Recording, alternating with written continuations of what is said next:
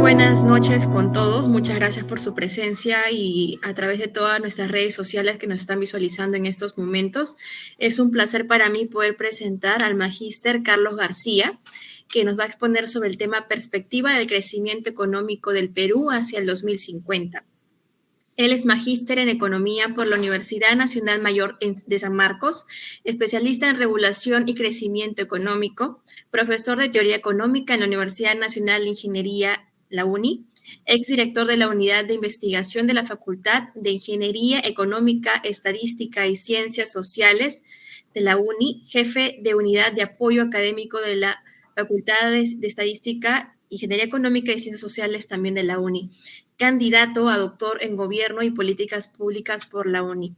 Entre sus capacidades están la formulación y evaluación de proyectos públicos y privados, elaboración de informes para la toma de decisiones y desarrollo de políticas empresariales e institucionales. Entonces, muchas gracias, estimado Carlos, por estar aquí en este día con nosotros y compartiendo nuestros conocimientos. Adelante, por favor. Bien, muchas gracias por la presentación.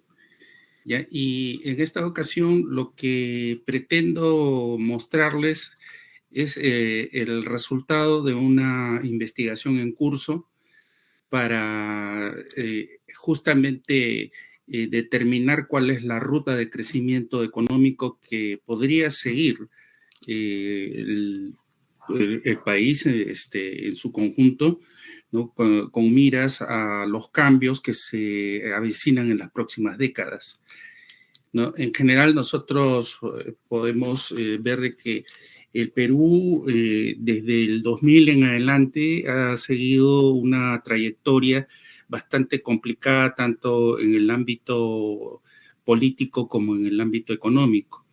Las dos cosas se entrelazan, ¿no? Pero la cuestión es ver hasta qué punto podemos tener un potencial factible para que se pueda mejorar el bienestar del país en su conjunto. Quisiera entonces empezar a presentarles mis diapositivas y de este modo entonces empezar a ir desglosando todos estos elementos. A ver, voy a hacer entonces la presentación. Adelante, de mi por pantalla. favor.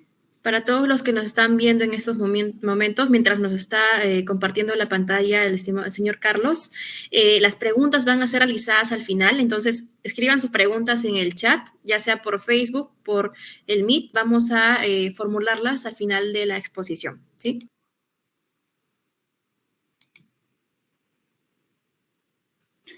Bien, entonces ahí está, ¿no? Espero que se pueda notar. Sí. Muy bien. Este es justamente el tema del que les comentaba con respecto al trabajo que vengo haciendo y que espero en algún momento también poderlo publicar. Es un tema con el cual se me está admitiendo o estoy en proceso, ¿no? de admisión como candidato a doctor justamente por este análisis. ¿De qué cosa es lo que se trata todo esto, ¿no? Como vemos, acá tenemos todo un esfuerzo analítico en el que lo que estamos tratando de hacer es describir el posible futuro de toda la dinámica que tendría el crecimiento económico en el Perú. Ya, muchas veces hablamos de crecimiento, pero en realidad a veces también no tenemos una idea muy clara de qué cosa es el crecimiento económico, ¿no? A veces estamos pensando en simplemente la tasa de incremento que tiene el Producto Interno Bruto en términos reales, pero el crecimiento económico va mucho más allá de eso, porque involucra una serie de variables como son el crecimiento de la población, el comportamiento de las inversiones, cuál es en general el aumento de la productividad de los factores. En ese sentido, cuando hablamos de crecimiento económico, tenemos que ver cómo repercute todo esto en términos del Producto Interno Bruto per cápita, ¿ya? Y aunque mucha gente tiene la idea de que de pronto hemos tenido más bien una suerte de crecimiento o tal vez en lo mejor de los casos estancamiento, En realidad, lo que hemos vivido en las últimas décadas es crecimiento económico, pero en medio de una situación, digamos que desequilibrada en el plano político, en el plano institucional, en términos de los manejos de las políticas públicas, existe un verdadero desorden en todo este proceso de crecimiento. Por esa razón, esta presentación tiene un carácter prospectivo. ¿Qué significa? De que lo que vamos a tratar de hacer es ver cuáles son los posibles resultados que podrían darse en el futuro si se activan determinadas variables y si funcionan o dejan de funcionar determinadas políticas públicas. Así como también el impacto que podría tener el escenario internacional, todo ese gran contexto que nos afecta tanto en el plano económico como en el plano político y hasta cultural. Todo esto tiene influencia en el nivel de vida, que es lo que finalmente nos interesa como economistas, ¿no? Además, se admite la posibilidad de que exista en ciernes la formación de un nuevo orden mundial en las próximas décadas, tal como el que se desarrolló después de la Segunda Guerra Mundial en 1945, me parece, que fue con los tratados de Bretton Woods, en donde los Estados Unidos tomaron una importancia fundamental en digamos esto, en el impulso del crecimiento económico, no solamente para ellos, sino también para el resto de Europa, jalando al resto de economías que estaban insertadas en el comercio mundial, ¿no? Entonces, si nosotros sabemos de que después de la caída del muro de Berlín, ¿no?, y la disolución de la Unión Soviética, además del cambio de modelo que sufrió China continental, es obvio de que estamos a puertas de cambios profundos que se van a dar en todo este contexto internacional.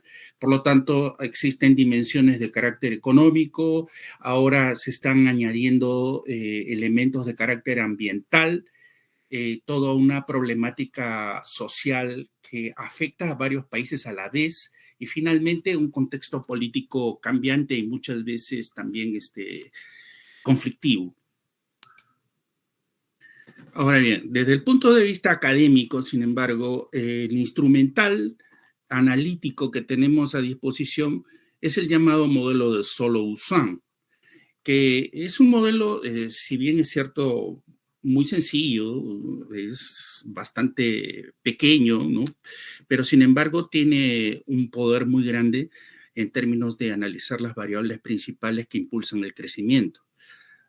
A partir de este modelo surgieron otros más complicados que empezaron a incluir elementos adicionales como el capital humano, el desarrollo digamos, o el impacto que podría tener el cambio en la productividad y todos los elementos que constituyen a los nuevos modelos de crecimiento endógeno. No nos vamos a meter en todos esos detalles porque son detalles técnicos que no nos interesan para esta presentación, pero en general, a partir del modelo de Solow podemos hacer una descripción muy solvente sobre lo que significa esta dinámica del crecimiento para el caso peruano y en general también para el resto de países en el mundo. Nuestros planteamientos básicos al hacer uso de este modelo se fundamentan sobre todo en la trayectoria que ha seguido la tasa de ahorro, ¿no?, durante las últimas décadas. Asimismo, el impacto de la tasa de crecimiento de la población juega también un rol muy importante en el momento de observar los factores que impulsan el crecimiento económico. Y finalmente, el análisis se va a basar en la evaluación, ¿no?, de la trayectoria de crecimiento que va a tener el Producto Interno Bruto per cápita. Vamos a hacer una breve presentación de lo que significa este modelo. En principio, vamos a hablar del Producto Interno Bruto per cápita como esta variable y sub t que vemos aquí, ¿no? Esta va a ser igual a este parámetro que define al índice del progreso tecnológico. La estamos poniendo sub T porque cada año va a cambiar ese valor de este índice, ¿no? Debido a la introducción de más factores productivos, hay más mano de obra entrando a la población económicamente activa, se están añadiendo nuevas inversiones para la ampliación de la capacidad instalada en las empresas y asimismo las nuevas tecnologías están aumentando la productividad marginal de los factores, además de la productividad media. Y todo esto impulsa al crecimiento del Producto Interno Bruto per cápita. En este modelo también es importante el comportamiento que van a tener algunos parámetros, como en este caso alfa, que corresponderá a la elasticidad de insumo-producto. En otras palabras, cada vez que se realiza una inversión que amplía el stock de capital, en este caso es capital físico, se va a observar también un impacto, ¿no?, en un cierto porcentaje, ¿no?, de lo que va a crecer el Producto Interno Bruto per cápita. Entonces, como vemos, todo esto genera una dinámica de encadenamientos que van año a año impulsando, ¿no?, la producción y el ingreso, ¿no?, a nivel per cápita, ¿ya? Ahora, en equilibrio, esto debe llevarnos a una especie de, como digamos un balance entre lo que son las fuerzas de oferta y de demanda, que se van a visualizar aquí a través de la igualación entre el volumen de los ahorros que hacen los agentes económicos, es decir, lo que dejan de consumir, que debe ser igual finalmente al volumen de las inversiones, ¿no?, que deben llegar a estabilizarse en un determinado momento incierto en el futuro. A eso le vamos a llamar el estado estacionario. Entonces, toda la dinámica del crecimiento no es otra cosa que una trayectoria, un viaje hacia ese ideal estado estacionario, que en la práctica siempre se va a estar moviendo por el mismo hecho de que también va incrementándose la productividad total de los factores a través de este índice de progreso tecnológico, ¿ya? Pero como quiere que sea, al buscar ese equilibrio de largo plazo, ese estado estacionario, toda la economía en su conjunto va moviéndose, va incrementándose el ingreso por persona y por lo tanto el nivel de bienestar también debe irse incrementando, ¿ya? En este caso, las variables que van a resultar de esta igualación son esta tasa de ahorro, S, ¿no? Tenemos acá el índice de progreso tecnológico y la tasa a la que va creciendo el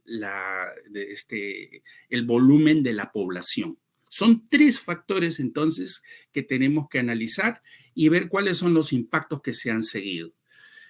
Visto esto y asumiendo que existe un equilibrio ahorro-inversión al cual debe ajustarse la economía, entonces vamos a ir teniendo un movimiento anual. Cada año se van añadiendo factores productivos y se va añadiendo productividad. Ahora bien, hay que hacer mención, en todo caso, de que en este modelo nosotros hemos hecho algunos ajustes para poder hacer los cálculos convenientemente, ya que el modelo en su forma original fue observado sobre la base de la cantidad de capital y de mano de obra, como es el caso de una función de Cobb-Douglas, es decir, esa función homogénea de grado 1 de la que se habla en los cursos de microeconomía, en donde tenemos, digamos que la suma de estos exponentes, que son las elasticidades, insumo-producto, que deben dar igual a 1. En segundo lugar, que dependen de la cantidad de mano de obra disponible que se va añadiendo año a año. En otras palabras, la población económicamente activa. Pero si hubiésemos trabajado con el modelo original de Solow, hubiéramos tenido algunos problemas para poder calcular el producto per cápita. Así que lo que hemos hecho es sustituir, ¿no?, en vez de la población económicamente activa, la hemos sustituido nosotros por la cantidad total de la población. La hemos usado como lo que se denomina en econometría como una variable proxy, es decir, una variable que sin ser la misma explica bastante bien a la variable original, simplemente por facilidad del análisis. ¿Ok? Hecho ese ajuste, entonces hemos empezado a analizar cómo se comportan todo el resto de estos factores. Y hemos visto, pues, que en principio, ¿no? Las estadísticas nos muestran que la tasa de ahorro ha venido aumentando. En segundo lugar, de que el índice de progreso tecnológico también ha ido creciendo y que la tasa de crecimiento poblacional ha venido en caída. Estas tres cosas han hecho de que en realidad el crecimiento económico en el Perú, independientemente de las políticas públicas, ha tenido un impulso, como digamos, espontáneo. Es decir, de que ya sea que los gobiernos hubiesen actuado bien o hubiesen actuado mal, han habido razones de fondo para que el Producto Interno Bruto per cápita haya seguido una ruta creciente. ¿Ya? Es cierto que las políticas públicas favorecen o retrasan el crecimiento, ¿no?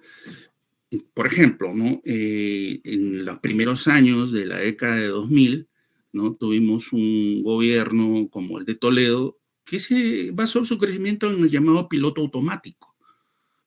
No hizo gran cosa en materia de políticas públicas para impulsar el crecimiento, pero la economía, ¿no? Empezó a seguir una ruta creciente y sostenida, lo cual nuevamente se volvió a ver en el segundo gobierno de Alan García. La economía siguió creciendo, ¿no? Pero por alguna extraña razón, después del gobierno de Alan García, ese crecimiento se ha empezado a desacelerar. A partir del gobierno de Humala, por ejemplo, y luego el gobierno de PPK Vizcarra, y peor aún con el gobierno de Castillo, se ha observado pues una desaceleración. Sin embargo, el Producto Interno Bruto, a pesar de eso, ha seguido un crecimiento más lento, pero ha seguido creciendo, ¿no? Entonces, acá hay algo pues que ya empieza a tomar forma y es el hecho de que han habido factores espontáneos que han actuado de manera favorable para que el crecimiento económico se haya dado en el Perú.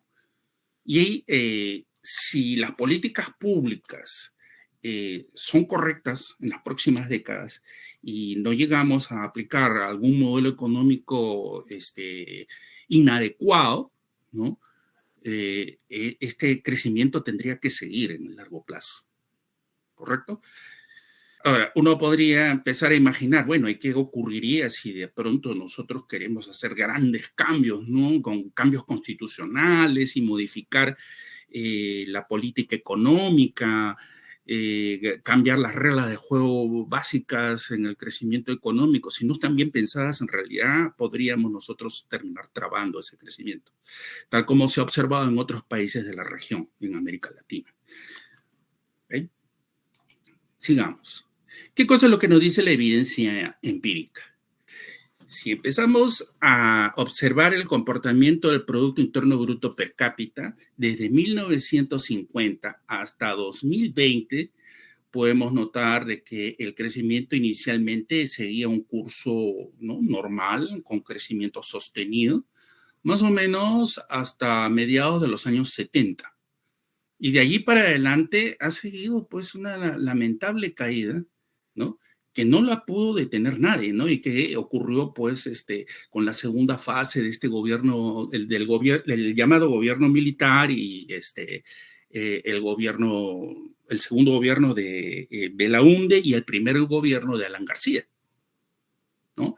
A eso es lo que yo le he denominado como el periodo populista, cuyas políticas fueron nefastas para poder mantener el impulso espontáneo del crecimiento económico, ¿no? Luego, se observa que existe lo que llamaríamos un quiebre estructural, analizado a través de técnicas estadísticas como esta prueba de quiebre estructural de Chow, ¿no? Muestra claramente de que a partir de 1990 se da pues un cambio notorio en la tasa de crecimiento y se vuelve esencialmente positiva, ¿no? Crece, como les decía, ¿no? Más o menos acá hasta el 2010 aproximadamente, tal vez un poco antes, ¿no? sigue creciendo, ¿no? Y luego se empieza a desacelerar. Ese es los periodos que les mencionaba desde Humala, PPK Vizcarra y luego Castillo. Fíjense que incluso acá se observa el impacto del COVID-19 que genera pues una caída abrupta en el Producto Interno Bruto per cápita, ¿no? Obviamente se espera de que en los años venideros esto pueda volver a revertirse y el Perú vuelva a retomar la ruta de crecimiento que ya había iniciado desde 1990 en adelante. Desde el punto de vista de la tasa de ahorro, se puede observar un ciclo, ¿no? Porque la tasa de ahorro ha ido cambiando, ¿no? Básicamente en ajuste también con el nivel de ahorro, de inversión bruta interna. Si la inversión bruta interna tiene ciclos, ¿no? Empresariales, la tasa de ahorro se ajusta, ¿no? Simplemente porque ahorro debe ser siempre igual a inversión, ¿no? Y eso ha mostrado este comportamiento estacional a lo largo de los años, ¿no? La línea roja que está en medio muestra un comportamiento de tendencia basado en un filtro de Hodrick-Prescott. Y esto demuestra más bien estas ondulaciones, ¿no? Un ciclo que a partir de 1990 ya se empieza, ¿no? A acelerar. Fíjense. ¿Ya? Con esto yo no estoy defendiendo a ningún partido político, ni mucho menos, pero es evidente, ¿no? De que acá ha habido una aceleración en la tasa de ahorro, ¿ya? Y justamente al hacer la prueba de quiebre estructural de Shou, ¿no? En 1990 se rechaza la hipótesis de que no hubo quiebre estructural. ¿Se dan cuenta? Entonces, es evidente de que ya van dos variables que de manera espontánea han dado un impulso al crecimiento del Producto Interno Bruto per cápita y con ello a las fuentes de ingreso de la población. Y la población en sí misma también ha seguido un curso creciente, pero que se ha ido desacelerando, lo que muestra básicamente una función de tipo logístico, ¿no? Esta función logística, a su vez, muestra un comportamiento decreciente en la tasa anual, ¿no? De aumento de la población, ¿no? Acá se observa claramente la caída en la tasa de crecimiento de la población y a partir de, digamos, 2011, 2012, ¿no? Hay un pequeño incremento acá, ¿no? Que se ha ido aumentando gradualmente y esto nos hace suponer que se trataría de la migración venezolana, ¿no? Que ha afectado no solamente al Perú, sino a muchos países de la región. Pero en general, ¿no? La tendencia de la tasa de crecimiento poblacional es hacia la baja. Y esto básicamente produce impulsos, todos ellos positivos, en el crecimiento económico. Acá tenemos los resultados, ¿no? También del análisis del progreso tecnológico en el Perú. Y como podemos notar, ha habido también una tasa neta de crecimiento en la productividad. Como vemos, acá aparece como una tasa de crecimiento de 1.8% anual. El Producto Interno Bruto ha crecido básicamente a tasas de alrededor del 2 al 3%, ¿no? De los cuales, digamos 3, no, estoy mal, es 3.5%, ¿ya? De los cuales cerca del 2% ha sido propiciado por el aumento en el progreso técnico. ¿Mm? Es una tasa pequeña, obviamente, ¿no? Hubiésemos esperado, ¿no? Que hubiese sido más importante. Pero una de las razones que ha propiciado este progreso técnico ha sido la firma de los tratados de TLC, ¿no? Que si bien es cierto, muchos analistas y fuerzas políticas en su momento estuvieron muy opuestas a esto, sin embargo, los resultados terminaron siendo benéficos para el país, ya que de esta manera la estructura productiva termina alineándose hacia aquellas actividades que son más eficientes. Entonces, debido a este proceso de reestructuración productiva espontánea, ¿no?, lo que se hace es aplicar los recursos allí donde se obtienen mejores resultados. Todo en función de la búsqueda de una mayor rentabilidad. Puede sonar un poco duro, ¿no? Pero son las reglas que básicamente definen el funcionamiento de una economía sana. Y eso es lo que ha ocurrido en el Perú, a pesar de los malos gobiernos. Muy bien. Ahora bien, como les dije al inicio de esta presentación, era importante considerar también el comportamiento que ha tenido el capital humano y cuál ha sido el impacto sobre el ingreso y el producto per cápita. Y de hecho, tuvimos que recurrir a la adopción de un modelo modificado en donde añadíamos ahora un nuevo factor. Este factor H es el factor correspondiente al capital humano. Y ahora tendríamos aquí, pues, tres coeficientes de elasticidad, ¿no?, de insumo-producto. Y estos han dado lugar, pues, lógicamente, a un modelo un poco más ampliado, en donde tenemos que añadir la presencia del capital humano. A esto se le denomina como un modelo básico de crecimiento endógeno. Y al hacer las corridas econométricas, encontramos de que el capital humano, ¿no?, ha tenido un efecto positivo en el crecimiento. Fíjense que el coeficiente es positivo y por lo tanto ha tenido un impacto, aunque pequeño, pero que ha sumado, ¿no?, al crecimiento económico. Ya, ahora, al hacer la corrida sobre la base del gasto en educación, el coeficiente salía negativo. Pero al hacer la corrida sobre la base, ¿no?, ya de los logros educativos medidos en términos de la cantidad de alumnos que terminan, ¿no?, por ejemplo, la secundaria y los estudios de educación superior, ahí nos sale un resultado más bien positivo. Y esto significa algo muy importante, ¿no? Porque en general tenemos nosotros digamos dos maneras de ver, ¿no?, el tema de la educación. Si lo vemos en términos solamente de gasto público, definitivamente ha habido ineficiencia. Podríamos decir que ha habido despilfarro. Pero si lo vemos en términos de logro educativo, sí ha sido verdaderamente positivo. Entonces, para entender esta aparente contradicción, eso nos lleva a pensar de que el gasto en educación ha estado concentrado en pagar, pues, gasto corriente, es decir, burocracia estatal, ¿no? Pero en términos netos, si nos concentramos en los efectos que ha significado los logros educativos, entonces ahí podríamos ver que efectivamente las mejoras en el capital humano traen consigo buenos resultados. ¿Qué es lo que se debe hacer entonces? Concentrarse en un gasto eficiente en educación para que no se tire dinero a la basura, simplemente, como se ha venido haciendo, ¿no? Hemos tenido una serie de efectos indeseados dentro del gasto educativo, ¿no? Probablemente porque la educación pública ha estado mal llevada, probablemente porque hayamos tenido fuerzas sindicales que no han aportado, sino que más bien han restado, ¿no?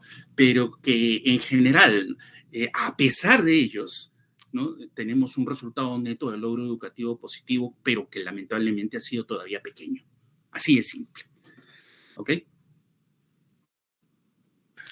Para ver efectivamente que esta causalidad entre las variables es la que proponíamos en nuestras hipótesis de crecimiento económico, analizamos el comportamiento de estas tres variables, la tasa de ahorro, el progreso tecnológico y el crecimiento poblacional, y vimos cuál era el impacto en términos de su relación con el producto per cápita y cuántos años de rezago tenían estas variables sobre el impulso en el Producto Interno Bruto per cápita. Entonces, para esto recurrimos a un modelo de vectores autorregresivos, un modelo tipo, lo que se llama un modelo BAR, ¿no? Y logramos con ello, entonces, una serie de funciones de impulso-respuesta para ver esa relación. Pero también observamos el comportamiento de lo que se denomina una causalidad matemática de Granger. No es estrictamente un análisis de causalidad en el pleno sentido de la palabra, pero es una aproximación en términos matemáticos, ya que nos dice que con una determinada cantidad de rezagos podemos observar que el movimiento en una variable produce un movimiento en otra. En el caso, por ejemplo, de las variables, en este caso, la tendencia de la tasa de ahorro sobre el Producto Interno Bruto per cápita, encontramos acá el rechazo de la hipótesis nula, donde la hipótesis nula me dice de que esta tendencia no causa al Producto Interno Bruto. Si es rechazo, significa de que sí la causa. ¿Se dan cuenta? Acá viene lo interesante, ¿no? Entonces quiere decir que cada vez que aparezca rechazo es porque sí existe una relación causal. Entonces el ahorro sí afectó positivamente al Producto Interno Bruto per cápita. Ok, la tasa de la población también afectó, ¿no? Afectó al Producto Interno Bruto per cápita, ¿no? Acá podemos encontrar otra relación. Si la tasa de población en relación, perdón, a la tasa de ahorro. Ahí está, la tasa de población sí también afecta a la tasa de ahorro. Entonces, cuando el crecimiento poblacional se va desacelerando, eso significa de que la gente está valorando cada vez más familias pequeñas. Si está valorando más familias pequeñas es porque prefieren tener cada vez menos hijos. Tener menos hijos se debe al hecho de que la gente está observando el costo de oportunidad de la educación y el cuidado de los niños hasta que se conviertan en adultos y se vuelvan personas productivas. Entonces quiere decir de que estoy previendo, ¿no? A través de todo ese proceso de achicamiento del tamaño de las familias como un factor para impulsar, ¿no? Digamos, la tasa de ahorro para mejorar el nivel de vida, ¿no? de mis hijos, ¿no? De mi progenie, ¿no? Le quiero yo, como por ejemplo, de repente un padre joven, ¿no? Estoy pensando en que mis hijos deberían estar en mejores condiciones incluso que las que yo tuve. Ese comportamiento es mucho más evidente, sobre todo en las áreas urbanas, en donde las familias tienen más interés en buscar mayores cuidados ahora para su familia en el futuro, porque consideran que el futuro que se abre para nuestra progenie puede estar cada vez más complicado. Y de hecho, pues hay muchos factores que nos hacen tener cada vez una mayor incertidumbre acerca de lo que podría ocurrir. Razón por la cual mucha gente empieza a ahorrar para que sus hijos puedan tener una educación mejor. Y tener una educación mejor significa más capital humano. Y tener más capital humano significa mayor crecimiento. Mayor crecimiento significa mayor bienestar. ¿Ya? Y eso ha ocurrido simplemente de manera espontánea. La gente lo ha ido visualizando de esa manera a lo largo de las décadas, independientemente, vuelvo a decirlo, de las políticas públicas que se hayan implementado en todos estos años. Si veo el comportamiento en términos de esas funciones de impulso y respuesta, por ejemplo, puedo encontrar acá lo que se conoce como las innovaciones de Koleski, ¿ya? Las que me dicen así, ¿no? Mire, vamos a ver cuál es la respuesta acumulada del Producto Interno Bruto per cápita en dólares de 2010, ¿no? En relación al aumento de la tendencia en la tasa de ahorro. Si hay un aumento, ¿no? En la tendencia de la tasa de ahorro, entonces el Producto Interno Bruto per cápita acumulado, ¿no? La respuesta acumulada debe ser creciente. Si lo que tenemos es un aumento, ¿no? En este caso, del Producto Interno Bruto per cápita, Entonces, eso debe dar lugar inicialmente a un aumento en la tasa en la población, pero luego esta debe empezar a decrecer. ¿Qué significa? De que si tenemos dinero, de repente podemos pensar que podemos tener algún hijo adicional, ¿no? Lo podemos financiar, como quien dice, ¿no? Como cuando uno está pensando en adquirir un activo duradero, ¿no? En microeconomía uno podría empezar a verlo de esa manera, ¿no? Claro, uno podría decir es un análisis muy frío, ¿no? Pero es más o menos como eso. ¿Por qué? Porque es un activo duradero, porque al final es como adquirir un factor de producción en donde va a aportar a la familia por lo menos en sus primeros años de trabajo. Pero para eso yo tengo que invertir. Y la gente invierte en sus hijos. Entonces se produce eso. Pero luego la tasa de población llega un momento a partir del 7º año que empieza a decrecer. Entonces quiere decir de que durante toda la primera infancia de ese niño de repente se produce un nacimiento adicional, pero ya después ya no. Acá nomás cerramos, como se dice, la fábrica. Más o menos esa es la idea, ¿no? Veamos qué ocurre finalmente con la respuesta acumulada, ¿no? En la tasa de ahorro a una innovación en la tasa de población, que significa de que si aumenta la tasa de ahorro, ¿no? Entonces la tasa de población definitivamente tiene que ir cayendo. Eso significa que la gente, entonces, si empiezo a valorar más el futuro que el presente, definitivamente no deseo tener más hijos. Así es simple. ¿Mm? Y eso es lo que está mostrando esta información estadística. Bien. ¿Cuál ha sido el contexto actual del crecimiento en el Perú? ¿O cuál es ese contexto actual? En realidad, la información estadística nos muestra algunas cosas curiosas, ¿no? Porque, por ejemplo, el Producto Interno Bruto per cápita con relación a la desigualdad muestra lo que se conoce como la curva de Kuznets. Hay mucha gente que la ha criticado durante años, pero lo cierto es que esa curva sí existe. ¿Qué nos dice esa curva?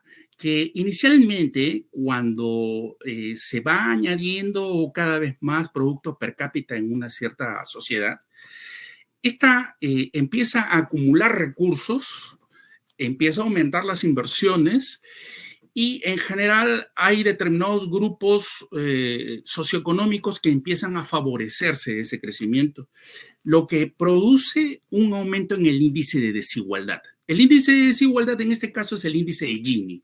Cuanto más alto es el índice de Gini, mayor es la desigualdad. Cuanto más bajo es, se trata de una sociedad más igualitaria. Pero como vemos, acá hay una gran cantidad de países que están entre 0 y los $20,000, ¿no? De ingreso bruto per cápita, ¿no? En dólares de 2010. Dólares de 2010, no son dólares actuales, ¿ya? Y como vemos acá, estos países muestran esta tendencia, ¿no? Y como vemos, no es estrictamente una curva, sino que es toda una franja. Tiene un límite superior y un límite inferior. Entre estos países está Perú.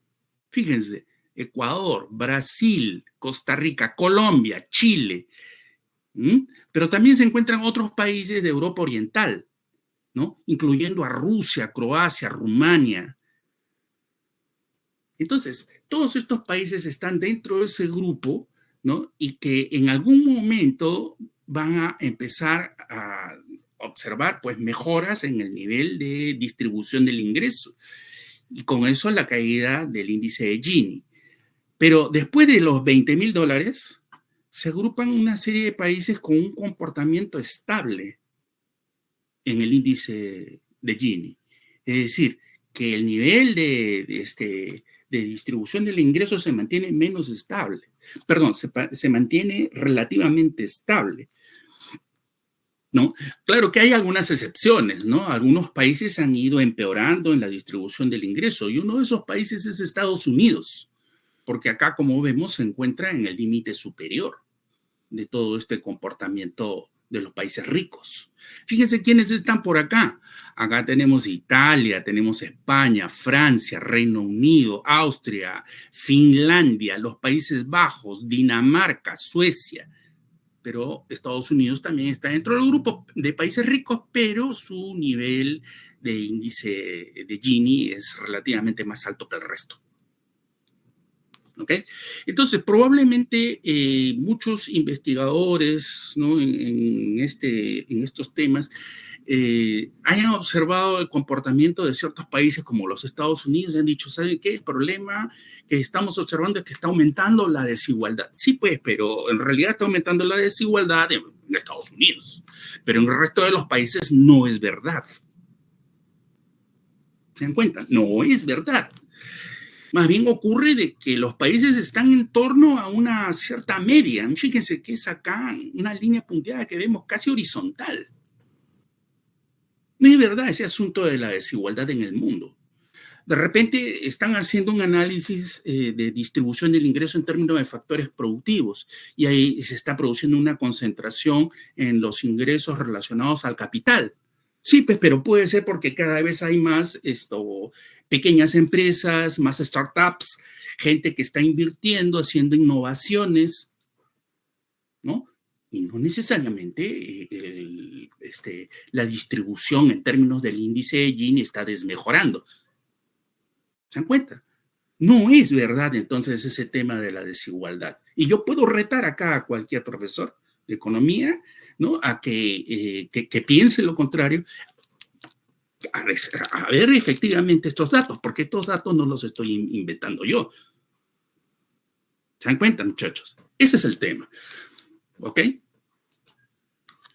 Ahora, podemos ver para el caso peruano incluso una correlación entre la evolución del Producto Interno Bruto per cápita y el índice de Gini. ¿Qué ha pasado?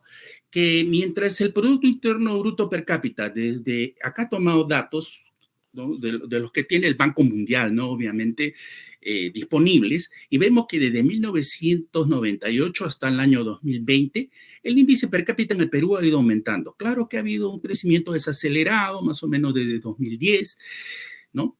Y luego, acá por el tema del COVID-19, el Producto Interno Bruto per cápita se cayó estrepitosamente, ¿no? Pero, como les decía, habría que ver los datos de los años subsiguientes y yo supongo que ya debe estar retomando su ruta de crecimiento normal. Pero en cuanto al índice de Gini, miren, que sigue una tendencia evidentemente decreciente. ¿Qué significa? Que hemos tenido crecimiento del producto per cápita y a la vez hemos tenido una mejora en la distribución del ingreso. Entonces, yo me pregunto, ¿dónde está esa afirmación que dice que vivimos en un país cada vez más desigual? Algunos me dicen, bueno, es porque hay protestas sociales.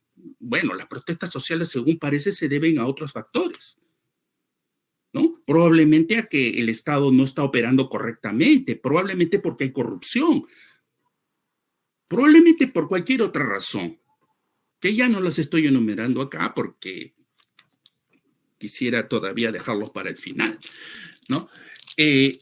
La cuestión es que no es cierto que en el Perú exista una situación calamitosa en términos de distribución del ingreso. No estamos al nivel, obviamente, de un país desarrollado, ¿no? Todavía tenemos índice de Gini, pues, relativamente alto, ¿no? Que está, pues, en torno al 40%, ¿no? Pero fíjese de que ha mejorado, pues, ha mejorado en relación con lo que era antes, ¿no? Entonces, ¿qué cosa es lo que podríamos decir al respecto? Que si continuáramos, ¿no? En esta misma ruta, ¿no? Y sin políticas públicas erróneas, es muy posible que el índice de desigualdad siga cayendo todavía aún más, salvo que se hagan cosas pues verdaderamente erradas, ¿no? Solamente habría que seguir el mismo esquema, ¿no? Mejorar la eficiencia de las políticas públicas y de la intervención del Estado allí donde se requiere, ¿no? Y sobre todo focalizar las políticas de apoyo a los sectores más vulnerables, ¿no? Debidamente identificados. En ese caso, sí, se podría seguir reduciendo el índice de Gini, pero si las cosas se hacen mal, obviamente que eso se detendría. Ahora, el índice de Gini tuvo una disparada acá, pero eso se debió pues también al problema que tuvimos en el año 2019-2020, es decir, la pandemia del COVID-19. Bien, no solamente nos quedamos en el índice de Gini, también vimos el comportamiento de la tasa de pobreza. Y el hecho es de que la tasa de pobreza entre 1998 y el 2004, ¿no? Sí, acá es 2004, ¿no? Seguía creciendo y llegó hasta un nivel de casi 60% del total de la población, ¿ya? Esto es en términos de porcentaje de la población. Pero de allí para adelante, ¿no? El Producto Interno Bruto per cápita siguió creciendo y la pobreza se cayó hasta llegar a un mínimo del 20% del total de la población para crecer durante la pandemia. Esto nos dice entonces muchísimo, ¿no? Acá hay una serie de narrativas que son absolutamente falsas. En cuanto a la distribución del Producto Interno Bruto per cápita, que es otra cosa que también se podría discutir, ¿no? Pero también saltan a la vista una serie de cosas que muchos no podrían haber imaginado, ¿no? Por ejemplo, la media del Producto Interno Bruto per cápita, ¿no? Se encuentra en este nivel para el caso peruano, ¿no? Cerca más o menos de cerca de $6,000, ¿no? De 2010, ¿no? Anuales. Pero fíjense, las regiones que han tenido mejor desempeño han sido Moquegua, por efectos en este caso de la minería. Se ha trabajado muy bien entonces la distribución del canon minero y se han aplicado correctamente en muchos proyectos de desarrollo urbano y rural. Y se ha logrado con ello mejoras en ese Producto Interno Bruto per cápita. ¿Correcto? En cambio, miren, ha ido bajando. Lima no está entre la primera, es la tercera región mejor distribuida en ese Producto Interno Bruto per cápita. Pero ¿quiénes están a la cola? Cajamarca. Fíjense, ¿no? Con todos los problemas de agua sí, oro no. Ahí está Cajamarca, entre los últimos. Tenemos a Huánuco, Puno, que hace poco ha estado discutiendo ahí, que quiere separarse, no sé, los aymaras, no sé. Bueno, pues ahí fíjense cómo están. Y no es por culpa de la minería, sino en este caso por los intereses de los mineros ilegales. Bueno, ya les adelanté algo acá con esto, ¿no? Pero obviamente estamos viendo de que no es un problema realmente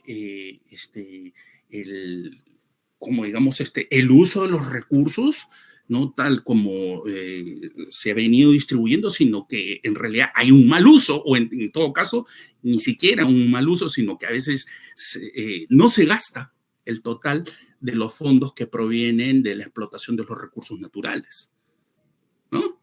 En otras palabras, me llega como 100 de canon y gasto 20. Entonces, ¿quién tiene la culpa? Lima.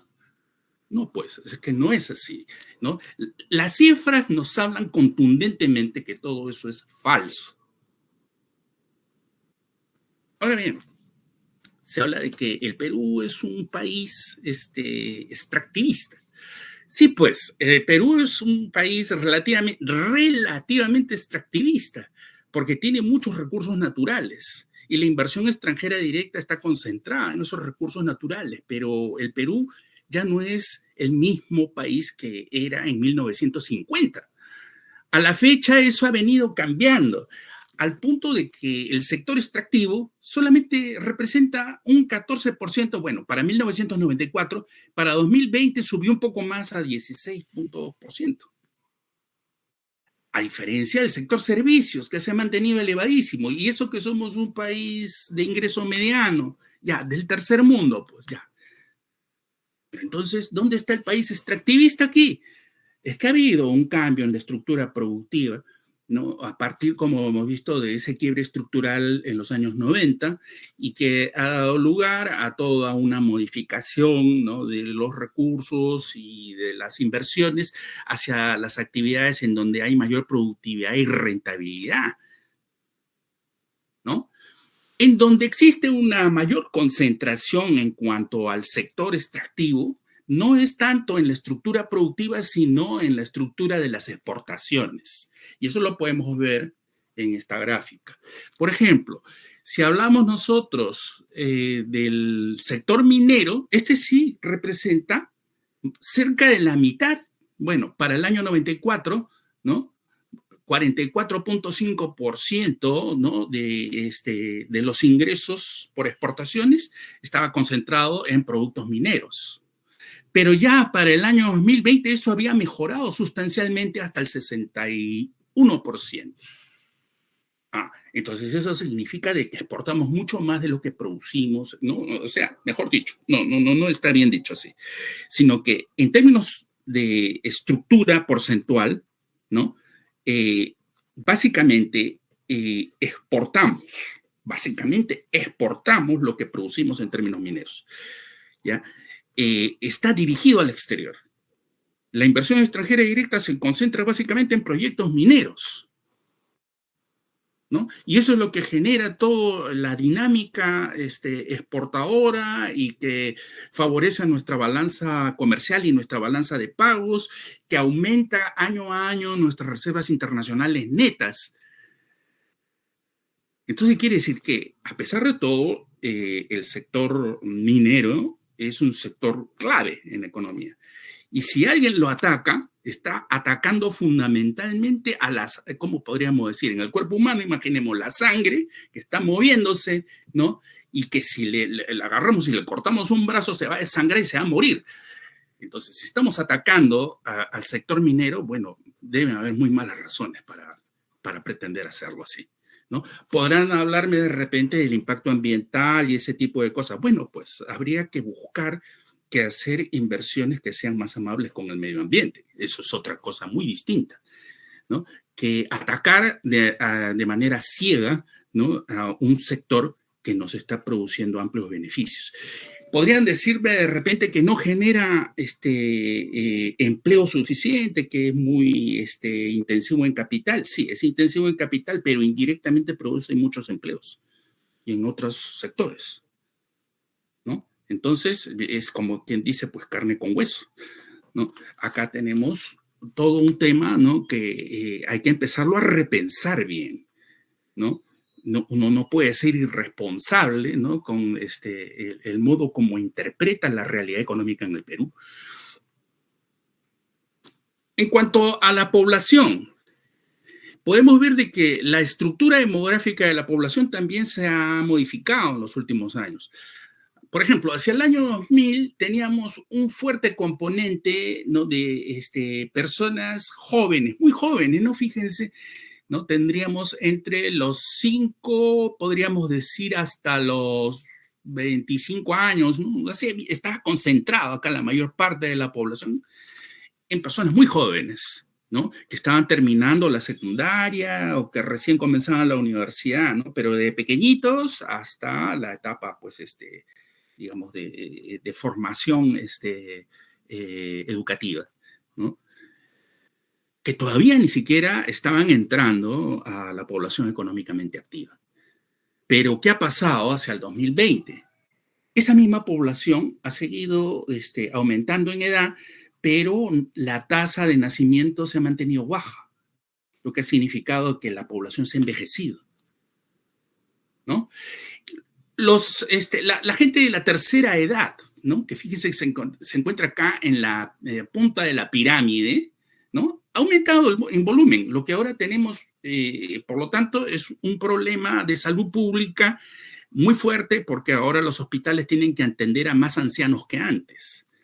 En segundo lugar, los sistemas de pensiones, ¿no? De jubilación, ahora están entrando en una situación cada vez más difícil porque no hay perspectivas de que la población se mantenga en esta situación, ¿no? Como en la primera pirámide, sino más bien que este grupo puede empezar a seguir creciendo en el futuro y por lo tanto va a necesitar recursos que tienen que ser financiados por la gente que sí está en activo trabajando. Y va a haber insuficiencia de recursos para poder financiar a los jubilados en el futuro. Y los jubilados, muchachos, van a ser ustedes. Yo, obviamente, ya estoy casi dentro de ese grupo, ¿no? Pero el momento crítico va a venir cuando ustedes sean jubilados. Entonces, acá hay todo un problema, ¿no? Queremos seguir con un sistema, lo que se conoce como reparto múltiple, sabiendo que la población se está envejeciendo cada vez más y que la población económicamente activa, en proporción de la población que está en edad de jubilación, entonces va a cambiar, se va a reducir esa tasa, ese cociente. Entonces, ¿dónde van a salir los recursos? Bueno, de repente pueden decir, ¿sabes qué? Vamos entonces a tener que aumentar los impuestos. No, pero aumentar los impuestos, ¿y quién paga los impuestos si cada vez va a haber una población económicamente activa que se está envejeciendo? En el futuro, no ahora, sino en el futuro. La otra posibilidad, bueno, pues entonces regresemos a las AFP. No, ya muy tarde, pues las AFPs hay que fortalecerlas ahora, ¿no? Pero la están petardeando, pues, ¿no? Constantemente. No me gusta la AFP porque quien debería encargarse de ser el Estado. Pero el Estado, ¿de dónde va a sacar los recursos? ¿No? Que yo sepa, el dinero no crece en los árboles, ¿no? Entonces, ahí hay un problema, muchachos. La situación fundamental es de que probablemente se necesite una reforma de los sistemas de jubilación, incluyendo las AFPs, en donde el verdadero problema está en el costo de operación de estos sistemas, ¿no? En otras palabras, las comisiones que cobran las AFPs. ¿Ya? Y que por su carácter oligopólico, ¿no? Se están beneficiando, ¿no? mucho durante mucho tiempo. Tal vez deberían cobrar menos y eso se hubiese solucionado de repente con una mayor competencia en ese sector, ¿no? Entrando cada vez más a AFPs, pero no entraron, pues, ¿no? Entonces, si ya tenemos eso, lo que cabía era una mejor regulación, ¿no? Pero no entrar a destruirlas, como ya es una corriente de pensamiento cada vez más fuerte en toda América Latina, ¿no? Incluso en Chile, donde surgió ese concepto de las AFPs, ya ¿no? Prácticamente la quieren liquidar, ¿no? Y cosa que es de locos, ¿no? Acá los datos nos muestran de que la situación va a ser muy grave en las próximas décadas porque con una población cada vez más vieja no se va a poder financiar los sistemas públicos de jubilación. Conclusiones preliminares, ¿no? Como podemos notar entonces, se ha producido un despegue en la economía peruana, ¿no? Comparado con lo que eran los años 50. Si alguien le dice que estamos en el peor de los mundos, eso no es cierto, ¿ya? En los años 50 vivíamos en una situación bastante deplorable en términos de producto per cápita, pero ahora estamos muchísimo mejor. Que no lo querramos reconocer, ya es otro problema, posiblemente de tipo ideológico, pero no es verdad eso, hemos mejorado, ¿ya? Ahora, en todo esto han habido varios factores que han actuado de manera positiva y el rol del progreso tecnológico ha sido muy importante, sobre todo porque ha producido capital humano, aunque en términos de gasto, ¿no? No ha sido eficiente porque ha habido un exceso de gasto burocrático por una parte, y en segundo lugar porque la calidad, ¿no? de los docentes y de las instituciones educativas públicas no han sido todo lo que requería el país, ¿no? Ahora, en el contexto del futuro crecimiento económico, sin embargo, vamos a tener que también agregar otros factores también sumamente complicados, como es el hecho del cambio climático, ¿no? Que va a traer un deterioro ambiental, va a haber una serie de agudizaciones de conflictos por los recursos naturales, entre otras cosas, como vamos a ver dentro de un momento. Estas son las proyecciones que podemos mostrar hacia el 2050. Acá tenemos, por ejemplo, toda la ruta de crecimiento del producto per cápita y que han mostrado, ¿no? Esta sinuosidad. Acá tenemos el periodo populista y en los años 90 despegue, ¿no? Si las cosas siguieran como hasta la fecha, entonces debería seguir creciendo claro, de manera cada vez más desacelerada hasta llegar a un estado estacionario, ¿no? Y deberíamos crecer hasta llegar a niveles que actualmente tienen algunos países europeos, ¿no? Uno podría agarrar y decir, bueno, pues, pero eso me parece imposible porque el Perú... No, podríamos llegar, ¿no? Además, teniendo en cuenta de que los países europeos, como comenzaron su proceso de crecimiento antes que nosotros, entonces ellos ya deben estar llegando al estado estacionario y a nosotros, sin embargo, todavía nos falta, ¿no? Trayectoria por recorrer. Entonces, podría haber en el futuro una tendencia a una convergencia que todavía no se observa, ¿no? Entonces, podríamos crecer hasta el nivel de algunos países europeos, pero si es que hacemos las cosas correctamente. Sin embargo, ¿no? Hay que aclarar, ¿no? Hay una serie de problemas en el camino que vamos a mostrar dentro de un momento. Para eso, pues, nosotros podríamos hacer un escenario optimista, un escenario intermedio, un escenario pesimista, dependiendo también de cómo se comporte el contexto. Vamos a ver. El contexto de este crecimiento económico. Por ejemplo, en términos de población, la población va a seguir creciendo y si, como vemos, pueden haber dos posibilidades, ¿ya? Dos grandes, ¿cómo podemos decir? Escenarios. Uno en el que el crecimiento tenga el carácter de una función logística, es decir, de que llega a un nivel, digamos, de crecimiento, de saturación, ya se estabiliza. Y el otro, que como las tasas de crecimiento poblacional están a la baja, si llegan a volverse negativas, como se observó, de hecho se está viendo en algunos países de Europa Oriental, entonces si el resto de países siguen el mismo comportamiento, incluso la población podría empezar a decrecer. ¿Ya? Esto para el caso peruano y también para el caso del mundo en general. Todo depende de cómo se lleven a cabo también algunas políticas de planificación familiar y de control natal en general, ¿no?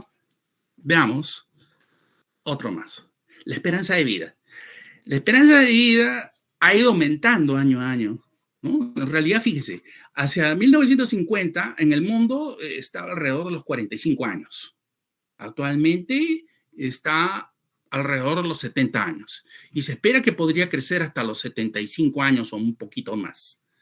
En el caso del Perú, estamos en una situación muy parecida, ¿no? En los años 50 con respecto a la media mundial, alrededor de 45 años. Actualmente se encuentra por encima de los 70 años, ¿ya? Y se prevé que podría llegar, ¿no? Hacia el 2050 hacia los 85 años. Bueno, eso es una buena noticia en parte, pero también una mala noticia si es que el sistema de salud pública no mejora, porque los hospitales públicos se van a ver atestados de gente, ¿no? Y gente de la tercera edad, ¿no? En segundo lugar, los sistemas de jubilación definitivamente que van a colapsar. No va a haber plata, no va a haber dinero para poder pagar esas pensiones de jubilación. Si es que seguimos insistiendo con la idea de que el sistema público es mejor que el sistema, ¿no? Privado, ¿no? De AFPs o de algo parecido.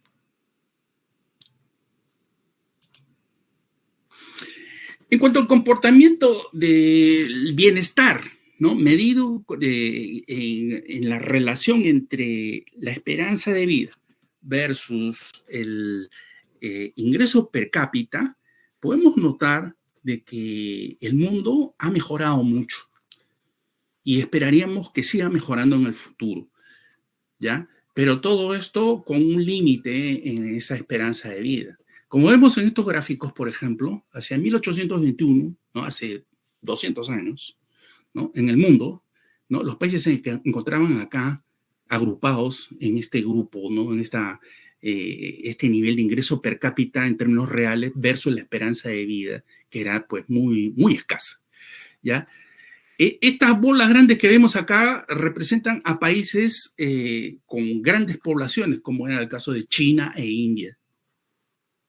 ¿Se dan cuenta? ¿Ya? En color rojo está Asia, ¿no? En color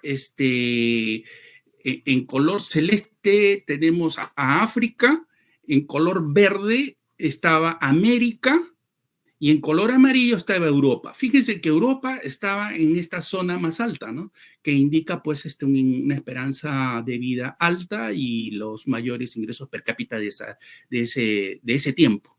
Ahora fíjense, se ha movido hasta esta posición, en donde han subido todos los países, incluyendo los países pobres, en donde la esperanza de vida ha aumentado y los ingresos per cápita también. ¿Se dan cuenta? Pero ahora hay una cierta dispersión que podemos notar acá entre diferentes países. Los países que se han quedado muy rezagados son los países africanos, ¿no? Los países asiáticos que están en rojo han crecido muy fuertemente, ¿no? Como vemos acá, América, este es el caso de Estados Unidos y el resto de América Latina está más o menos alrededor del producto per cápita de China y más o menos con la misma esperanza de vida. Y los países europeos están ligeramente por encima de China hasta llegar a los Estados Unidos. ¿Cómo ha evolucionado todo esto en el tiempo? Lo podemos ver acá. Vamos a darle un clic.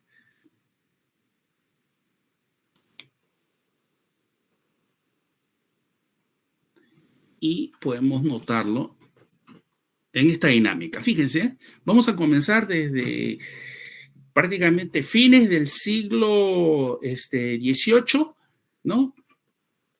Hasta la fecha.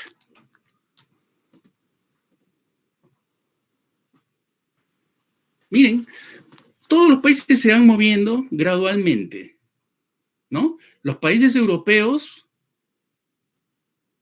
se destacan acá por un fuerte movimiento, pero eso por las guerras, ¿no? Luego llegamos a la Primera Guerra Mundial. Fíjese, esa caída fue debido a la pandemia de la gripe española. Esta es la Segunda Guerra Mundial. Ya miren, empiezan a crecer. Y después de la Segunda Guerra Mundial se produce una explosión del crecimiento y en el mejoramiento de la esperanza de vida. Pero todos los países se van agrupando hacia arriba. Miren, acá tenemos a China. Perú está acá. Acá tenemos, a ver, México, Brasil, a ver, Argentina, Chile. ¿Se dan cuenta? En torno a China. La otra bola enorme es India, está más rezagada, pero probablemente le siga los pasos a China en las próximas décadas. Las bolas verdes representan a los países, no, como le decía, de América, pero los Estados Unidos destacan acá. Son los que están mejor ubicados en términos de esperanza de vida y en términos de ingreso per cápita, ¿no? Pero todos los países inicialmente estaban en esta posición y ahora están acá arriba, lo que significa que ha habido crecimiento económico, que ha habido mejora en el nivel de bienestar, a pesar de todos los problemas que hemos tenido. No es cierto eso de que los países se hacen los ricos se hacen cada vez más ricos y los pobres se hacen cada vez más pobres. Eso es completa y absolutamente falso. ¿Ya? Es una ideología perniciosa que trae graves problemas a aquellos que se la creen. No es cierto. Y bueno, vamos a ver si cerramos por acá. Ahí estamos. No se ha perdido la imagen, ¿no es cierto? ¿Pueden decirme, por favor? No, se sigue viendo, no se preocupe.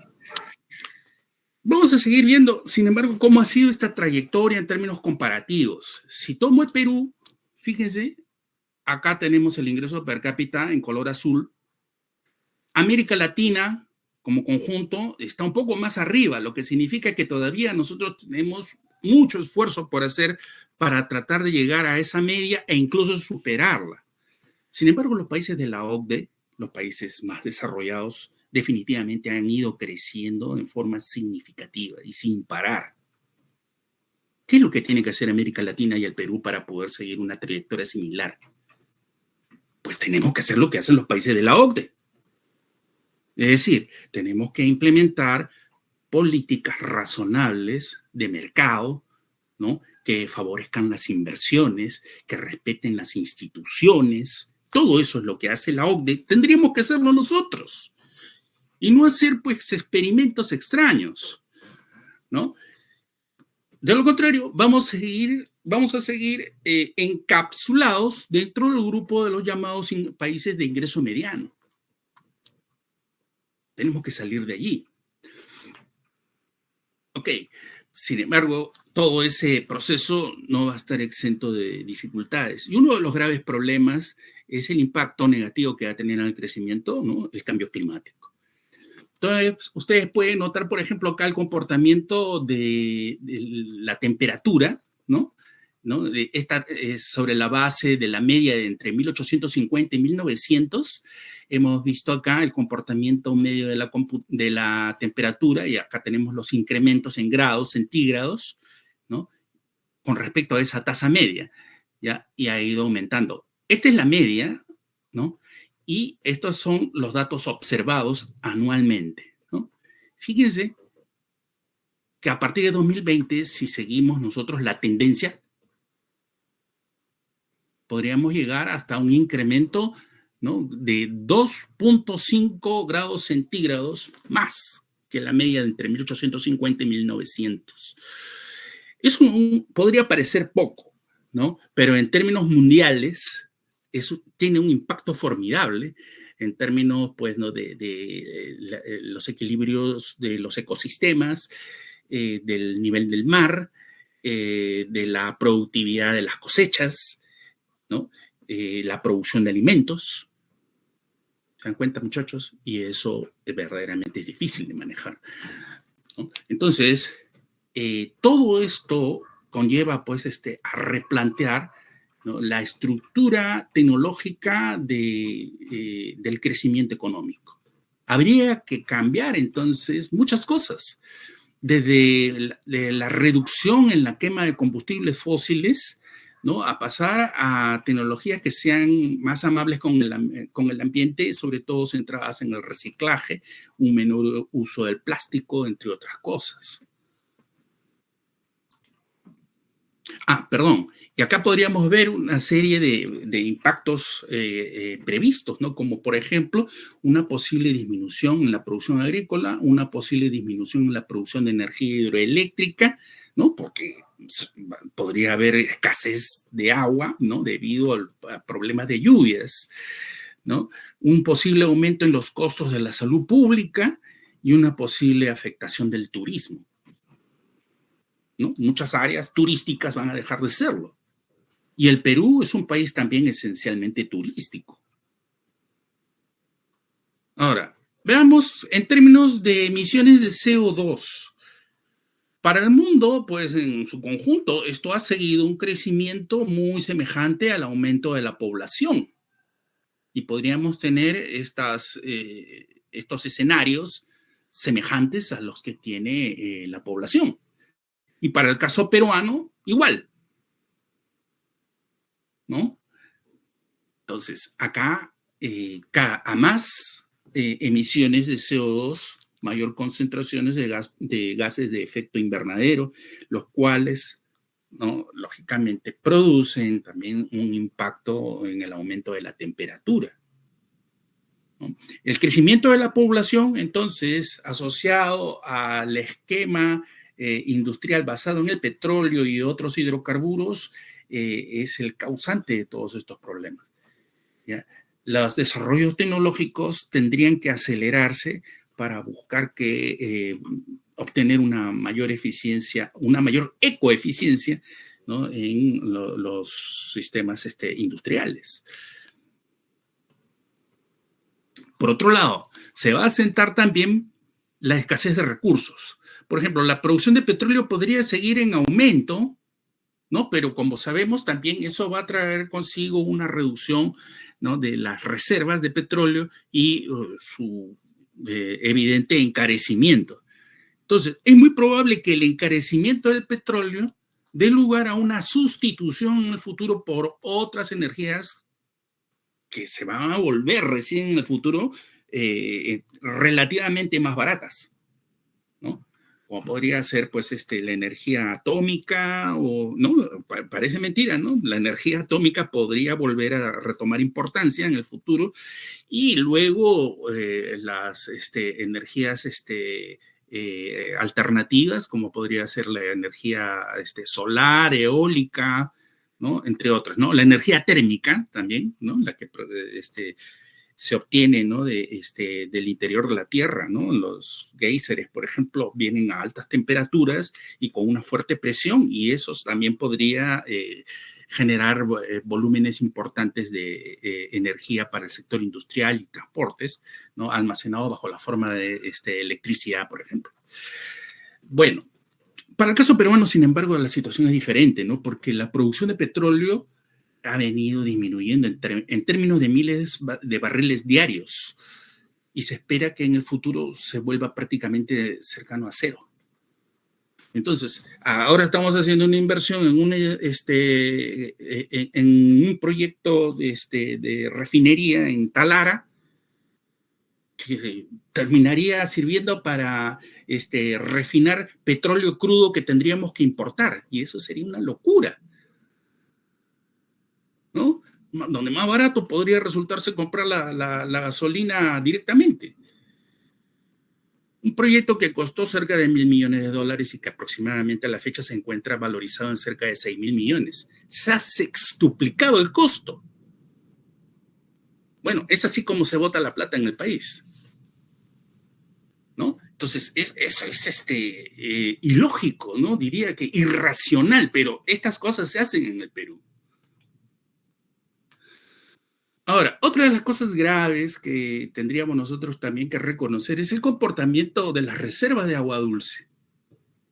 Y en el Perú se están reduciendo por el mismo hecho de que estamos perdiendo glaciares, ¿no es cierto? Entonces, cada vez tenemos menos agua dulce disponible. Por otro lado, la distribución de las cuencas también es asimétrica para el caso del Perú. La mayor cantidad del agua que se produce en los glaciares se dirige hacia la cuenca del Atlántico. En otras palabras, va hacia los ríos de la sierra que se dirigen hacia los conjuntos de ríos que desembocan finalmente en el Amazonas, ¿no? Entonces se van por Brasil y terminan en el Atlántico. ¿Qué porcentaje aproximadamente de todo el agua dulce de la que posee el Perú? Cerca del 90%. ¿Eh?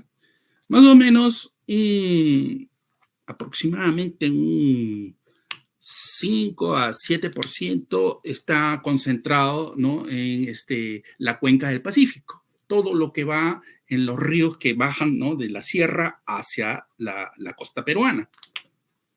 Y el resto, dice pues un 3, 4%, una cosa así, hacia la cuenca del ¿cómo se llama esto? Del lago Titicaca. Así de asimétrico es la distribución, ¿no? del agua dulce en el Perú. ¿Y dónde se encuentran la mayor parte de las grandes ciudades o la mayor concentración demográfica en el Perú? Pues en las ciudades que se encuentran en la costa.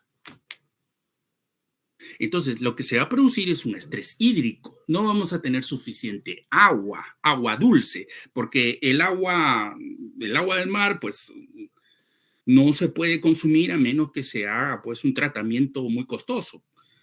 La desalinización es costosa, por lo menos por el momento es muy costosa, ¿no? Entonces, en algún momento, los precios del agua potable van a empezar a dispararse, ¿no? Pero la política en el Perú pues ha mantenido prácticamente estancadas las tarifas de agua potable, y ni qué decir, bueno, el alcantarillado que ni siquiera hay en muchas localidades. Entonces todo eso es irracional, pero tal vez se ha mantenido así por razones políticas, porque la gente no está dispuesta a pagar más por el servicio de agua potable. No le gusta, la gente es capaz de pagar más por el servicio telefónico, ¿no? Por el celular, ¿no? Que pagar por el agua potable, porque consideran que el agua potable debería ser hasta gratis. cuando en realidad contempla mucho uso de tecnología. Es caro producir agua potable y va a ser mucho más caro en el futuro. ¿Mm? ¿Cómo decirle eso a la gente, al votante? Los políticos no lo dicen por miedo a no ganar las elecciones. Y siguen manteniendo, ¿no?, a una empresa que sigue teniendo muy malos resultados financieros, como es el caso, por ejemplo, en Lima, ¿no?, el caso de Ceapal. Y ni qué decir de las compañías ¿no?, productoras de agua potable en el resto del país, ¿no?, que están en un estado calamitoso. Bueno, sigamos. Quinto factor, hay que reconocer la importancia que tienen también los conflictos sociales en el proceso de crecimiento. Entonces, en este sentido, se podrían observar una serie de efectos adversos en los siguientes aspectos, ¿eh? Primero, que se va a observar inestabilidad y riesgos de seguridad. Conforme va creciendo la población y sobre todo en las zonas urbanas, la inestabilidad y los riesgos de seguridad se van haciendo cada vez más notorios. Por eso es que en las últimas décadas hemos tenido también un aumento en las tasas de criminalidad, ¿no? Entonces, con una población joven que no encuentra muchas veces empleo, ¿no?, entonces es natural de que los índices de criminalidad aumenten. Y más aún con las migraciones que se han observado en los últimos años, ¿no? También se va a ver un problema de interrupción de la producción y de la distribución debido a huelgas y protestas, ¿no?, en muchos países, pero por ejemplo en el Perú, en donde la ley ya no rige prácticamente, ¿no?, es muy común hacer una huelga y tomar una carretera. Pero eso destruye el crecimiento económico, eso destruye la estabilidad, ¿no? Y genera pues un efecto de demostración en donde el que quiere solucionar un problema, lo primero que hace es ir y tomar una carretera, cuando eso es un delito. Luego, se podría observar una disminución de los flujos de inversión en las áreas cada vez más inestables, ¿no? Obviamente, ¿no?, ¿quién va a querer arriesgar el capital en un lugar, ¿no?, en un país en donde los índices de criminalidad son altos y más aún llevan pues a gobiernos de tipo populista y en donde como digamos las normas van cambiando a cada momento, ¿no?, según las necesidades de los gobiernos, ¿no? Tremendo, ¿no? Ya vemos el caso de Argentina, por ejemplo. Desplazamientos de la población y migración, ya hemos empezado a verlo, ya eso ya lo estamos viviendo, ¿no? Por el hecho, por ejemplo, de que en ciertos países en donde se aplican políticas, pues, increíblemente irracionales, ¿no? Y entonces su población empieza a salir y llegan acá. Y esta gente no tiene empleo. Y entonces, como están en una situación calamitosa, van a empezar a protestar, van a empezar a generar una serie de problemas, incluyendo la delincuencia.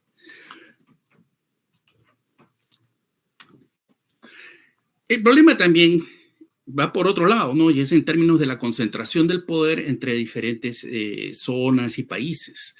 Hay una fuerte tendencia hacia una redistribución de todo este poder, sobre todo por los problemas que están generando algunas potencias económicas, como son China e India, que están creciendo a todo dar, ¿no?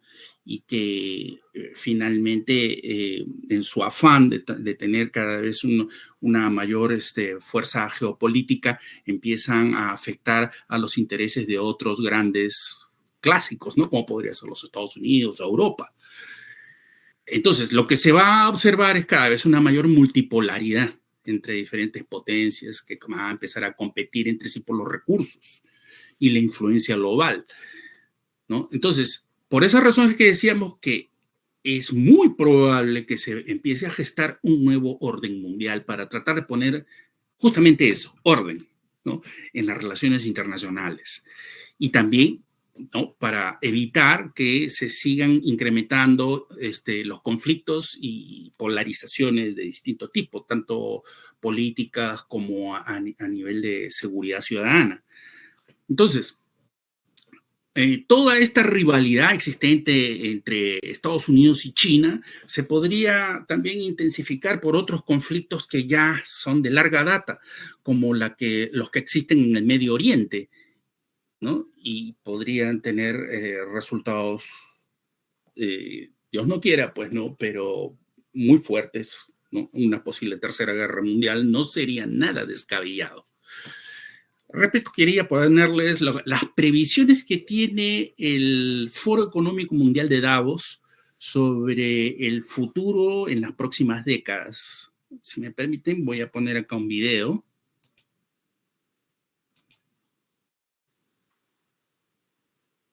Audio Jungle.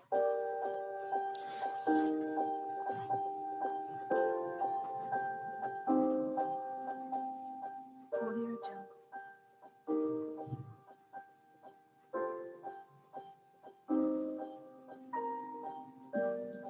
Audio Jungle.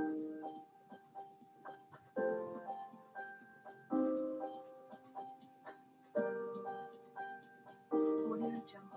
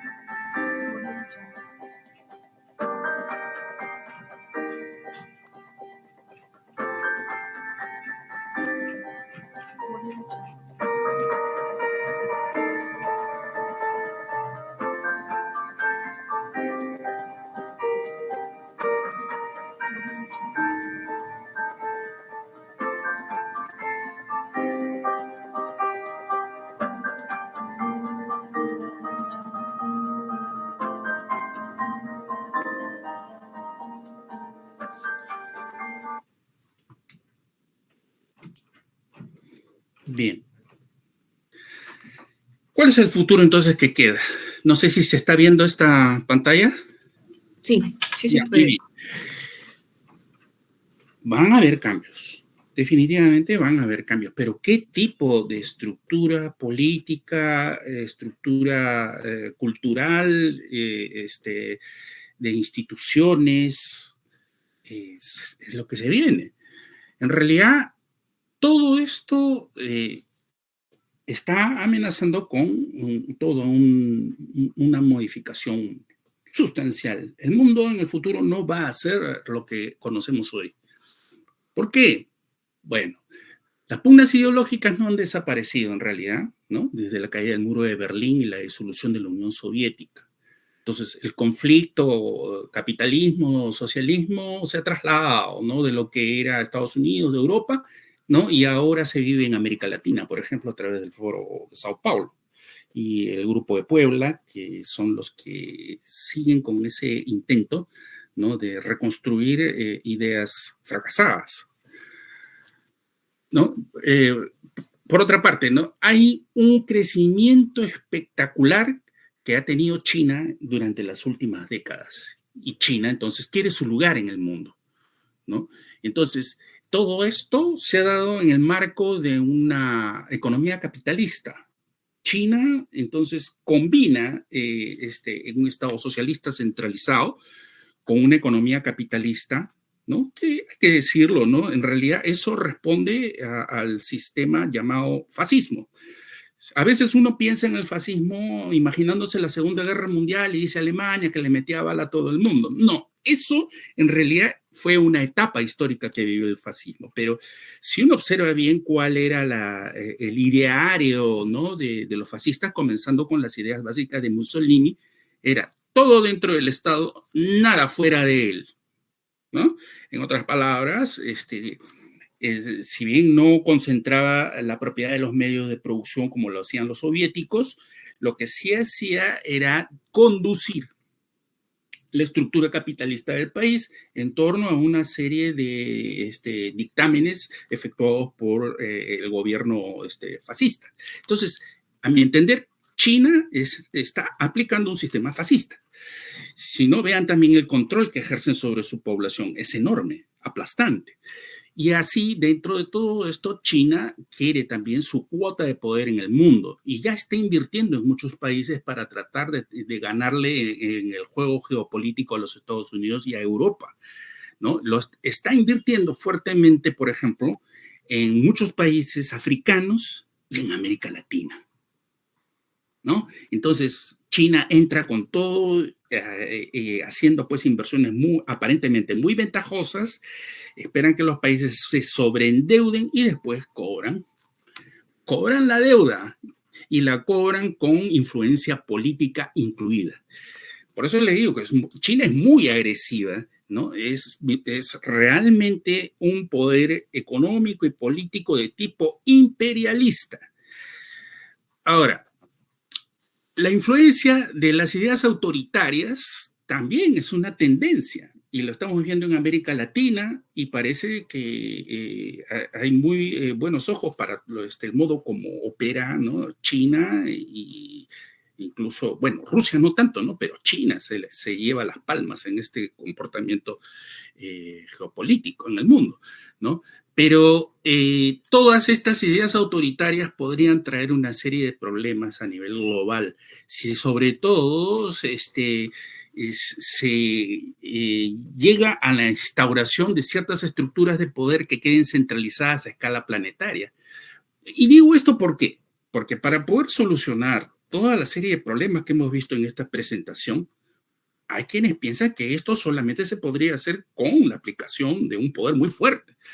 De momento, por ejemplo, la Organización de las Naciones Unidas solamente tiene una influencia, como digamos, de recomendación a los países, no tiene un impacto, como se dice, vinculante. En otras palabras, de que no tienen carácter de ley. Bueno, pues entonces lo que podría implicar un nuevo orden mundial es, ¿no?, en el caso extremo, llegar a la instauración de ciertas estructuras institucionales que tengan ese carácter legal e imponerlo de alguna forma autoritaria, ¿no? Quiérase que no lleguemos a ese nivel, pero es posible. Lo dejo ahí como una posibilidad. Ahora, se debe reconocer que el futuro es difícil de predecir, ¿cierto? Aunque es evidente que se necesitan soluciones y no van a ser fáciles de obtener. Bien, señores, y con esto entonces terminaría mi exposición. A ver, ¿por dónde? Se han tocado temas muy interesantes, estimado Carlos. Me llamó mucho la atención el tema de los factores que influyen en el crecimiento.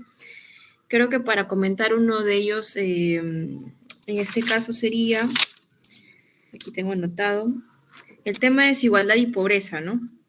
Creo que ese tema es muy importante porque a veces, como usted dice, hay ideologías que indican que no se está avanzando en el crecimiento, que estamos estancados, que el Perú no crece y que necesita de una autoridad imponente. Si me permite, tengo un problema acá para dejar de compartir la pantalla. No, ya dejó de compartir, estimado Carlos. Ah, ya, perfecto. Solamente que como no veía la imagen, ya, bueno, está bien. Sí. Listo. Le comentaba más o menos lo que hemos podido evidenciar. He podido evidenciar que, si bien es cierto, la minería actualmente, al momento de explotar, tiene permisos que pedir ante el gobierno para poder ser amigable con el medio ambiente, ¿no?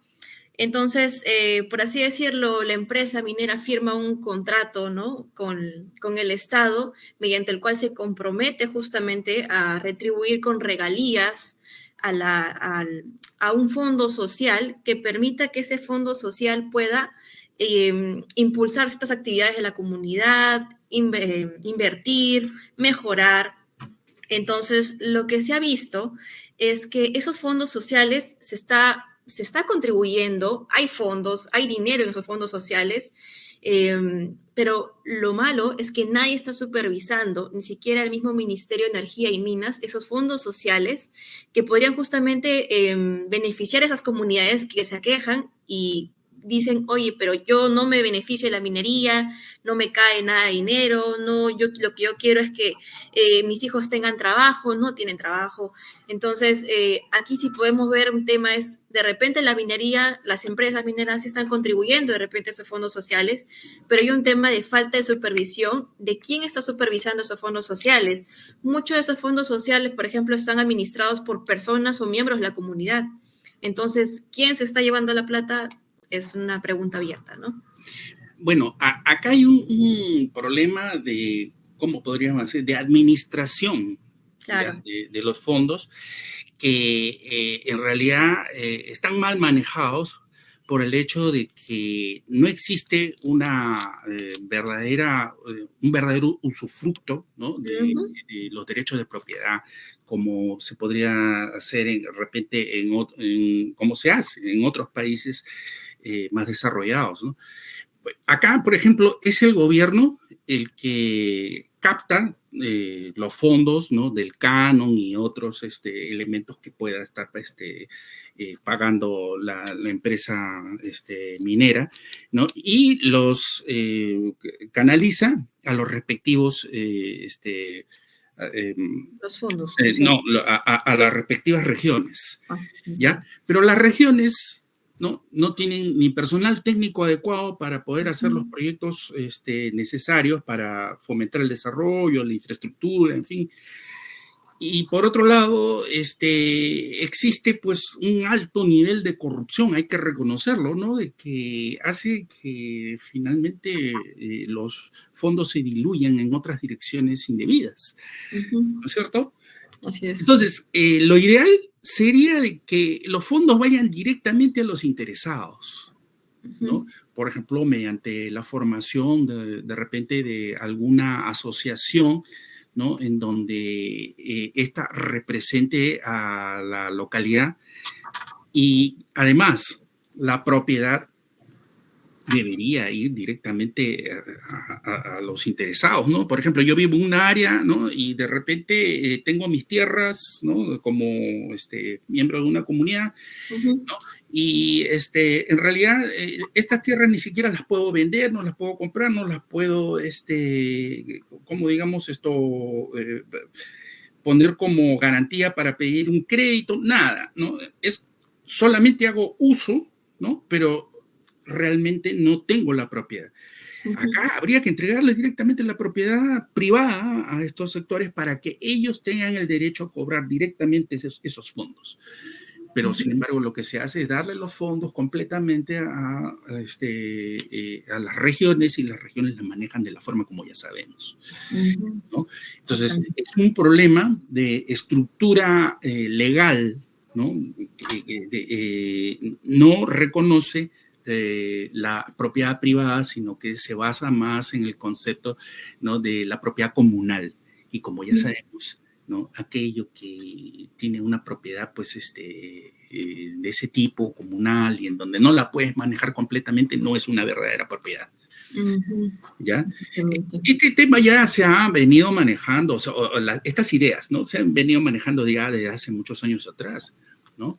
Uno de las instituciones que llamaron la atención sobre este punto era el Instituto Libertad y Democracia de Hernando de Soto. Ya estoy hablando desde los años 90, ¿no? Y sin embargo, hemos persistido en esta misma estructura legal. Probablemente haya que hacer algunos ajustes a nivel, ¿qué les digo? A nivel constitucional en ese aspecto para cambiar el esquema, ¿no? Y que sean los interesados los verdaderos y directos beneficiarios de estos fondos. Porque lo que normalmente ocurre es de que allí llega una empresa, ¿no? Y entonces como los lugareños no tienen confianza, ¿no? Del Estado ni de la empresa privada, entonces buscan el apoyo de alguien. Entonces, ¿a quién llaman? Llaman al activista que está asociado al partido de Periquito, ¿no? Y a su vez, con una ONG ambientalista financiada desde el exterior, que para ellos no les importa el crecimiento económico del Perú, ni mucho menos, ¿no? Ellos lo que dicen, ¿no? Hay que eliminar cualquier posible proyecto minero porque ensucia el ambiente. y el resto no me importa. Usted, estamos hablando de gente de Claro. carne y hueso. No, salven el planeta.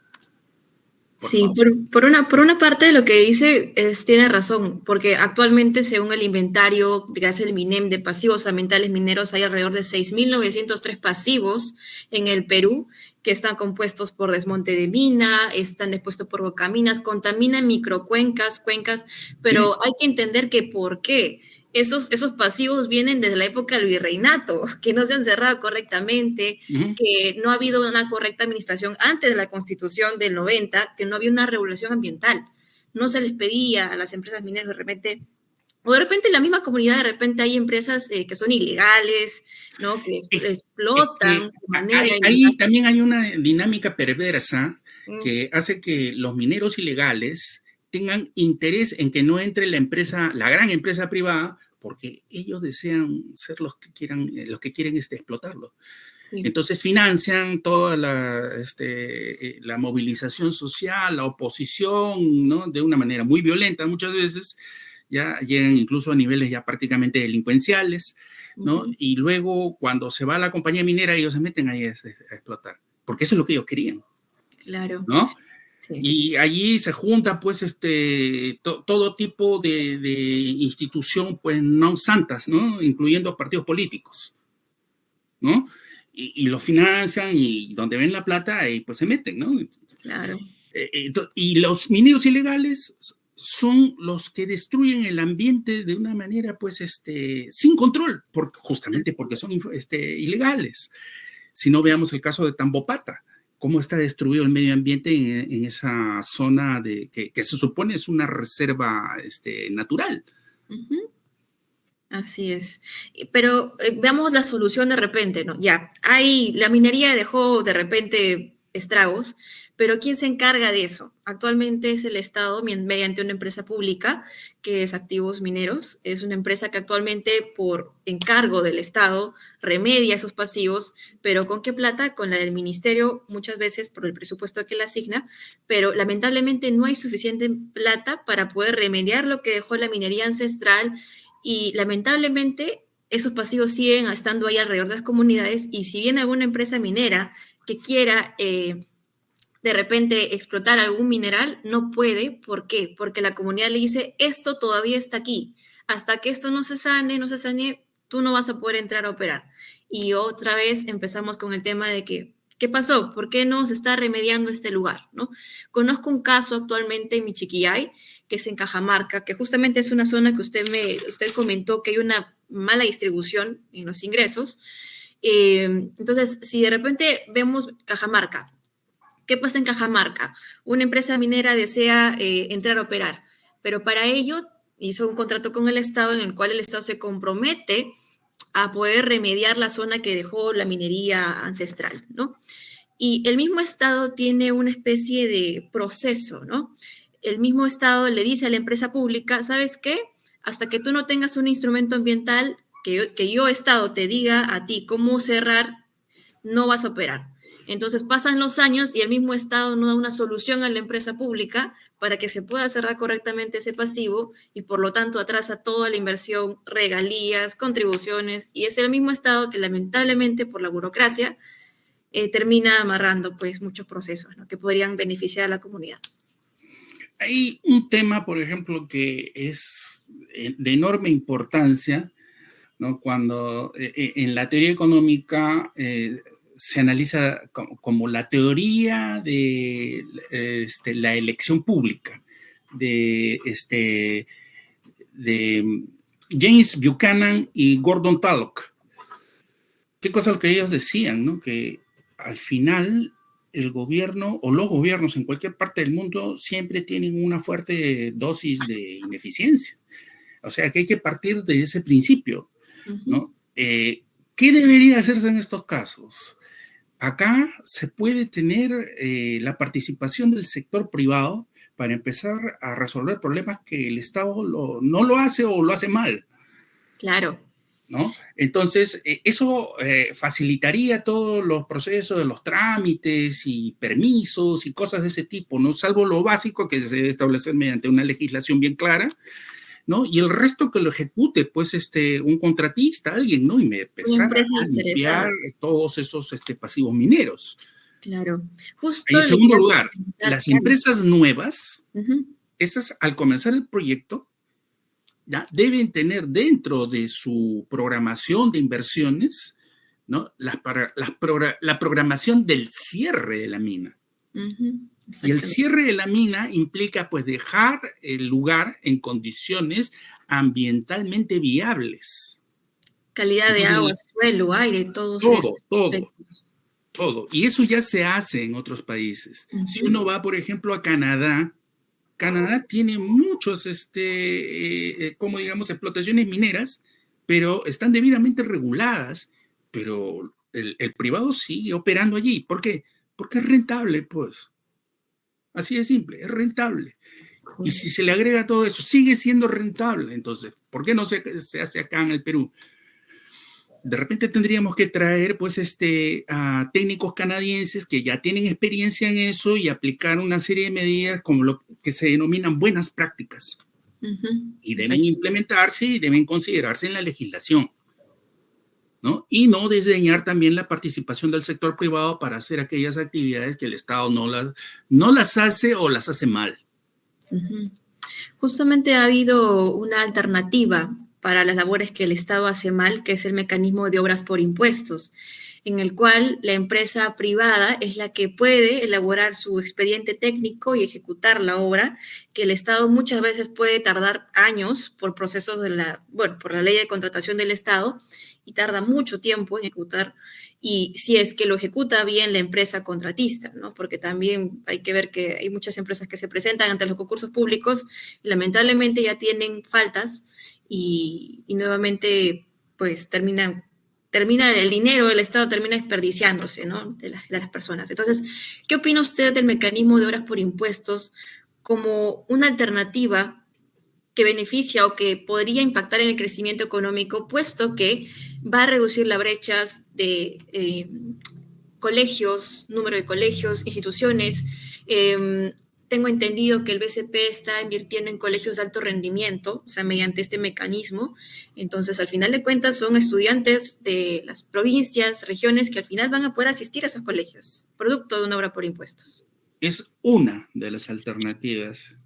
Uh Pero -huh. yo pienso que el Estado no se debe restringir solamente a una alternativa y quedarse en eso. Debe seguir aplicando lo que se hace mejor en otras partes. Uh A mí -huh. me parece muy bien en general, ¿no? Este sistema, ¿no? Pero yo tengo entendido de que a veces también donde está hecha la ley está hecha la trampa, ¿no? Entonces, si no hay una adecuada supervisión de lo que se hace, Uh -huh. entonces podría ocurrir de que se sobrevaloren obras o que no tengan la calidad requerida. Entonces, para evitar esas cosas, si no hay una correcta supervisión, existen riesgos que Uh -huh. definitivamente se van a ver en el futuro, ¿no? Sí. Pero hay que tomar en cuenta que, de todos modos, si está funcionando hasta el momento, debe seguir digamos, el proceso, ¿no? Pero no debe ser la única alternativa a considerar. Uh -huh. Muy bien, estimado Carlos. Si alguien tiene alguna otra pregunta, por favor, en el chat la puede realizar o si no, levantar la mano para poder participar. Vamos a esperar unos minutos si alguien está interesado en hacer alguna pregunta.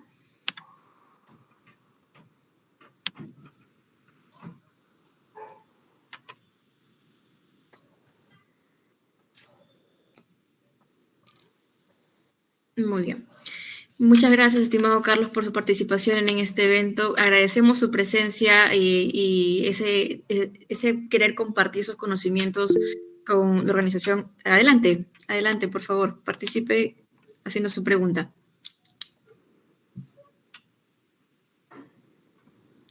Adelante, adelante, Diana.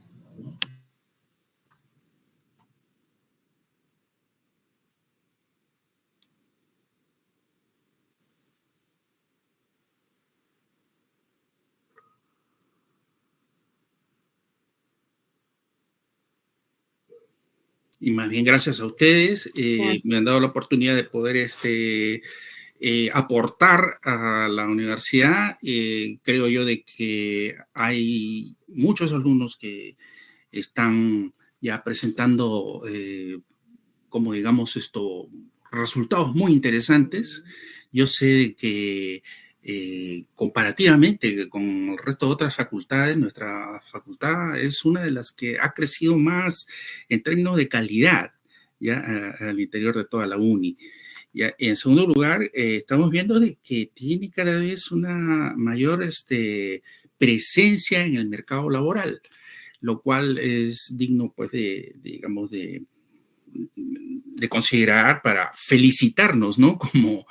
Como profesores y como alumnos, ¿no? Entonces, hay que seguir en ese mismo proceso, hay que buscar que seguir activando iniciativas. Me parece que la que ustedes tienen es un gran aporte, ¿no? Para los esfuerzos de la facultad para ir mejorando continuamente hasta lograr tener una presencia como digamos reconocible, ¿no? A nivel de todo el ámbito universitario del país. Yo les agradezco mucho y espero de que haya sido, ¿no?, de un gran provecho para ustedes todo lo que he podido brindarles esta noche. Muchas gracias, estimado Carlos. Esperemos que no sea la última vez que la tengamos aquí en Identidad Económica. Entonces, muchas gracias a todos por su presencia. Estaremos enviándole a sus correos electrónicos a la constancia de participación en este evento. Y también los invitamos a seguir nuestras redes sociales, Facebook, Instagram, YouTube y, bueno, LinkedIn también. Así que muchas gracias y tengan buenas noches. Gracias. Buenas noches. Nos vemos.